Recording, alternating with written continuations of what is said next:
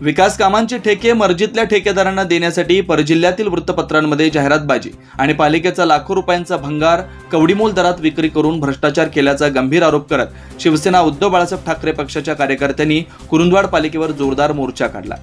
जिल्हाप्रमुख वैभव उगळे, दयानंद मालवेकर, तानाजी आलास आणि राजू आवळे यांच्या नेतृत्वाखालील कार्यकर्त्यांनी प्रशासकीय मान्यता नसताना विविध विकास कामांची निविदा प्रक्रिया राबवून ती रद्द केल्यानं पालिकेवर आर्थिक भार वाढल्याचा आरोप केला। तसेच लाखो रुपयांचं भंगार कवडीमोल भावात विकून मोठा भ्रष्टाचार केल्याचा दावा आंदोलकांनी केला। मोर्चा पालिकेवर धडकताच कार्यकर्त्यांनी जोरदार घोषणाबाजी करत बोंबठोक करत तीव्र आंदोलन छेडलं।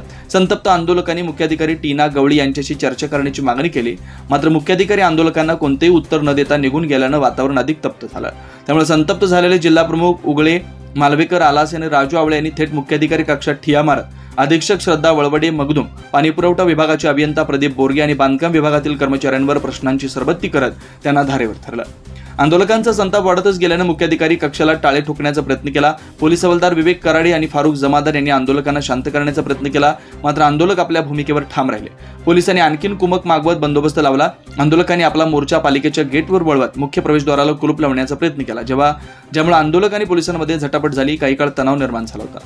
या आंदोलनात शिवसेना जिल्हाप्रमुख वैभव उगळे, सुहास पासोबा, गणेश गुरव, अर्शद बागवान, राजू बेले, स्वप्नील चव्हाण, संतोष नरके, प्रतीक धनवडे, शकील महतापे, अनिकेत बेले आदी शिवसैनिक व पदाधिकारी मोठ्या संख्येने उपस्थित होते।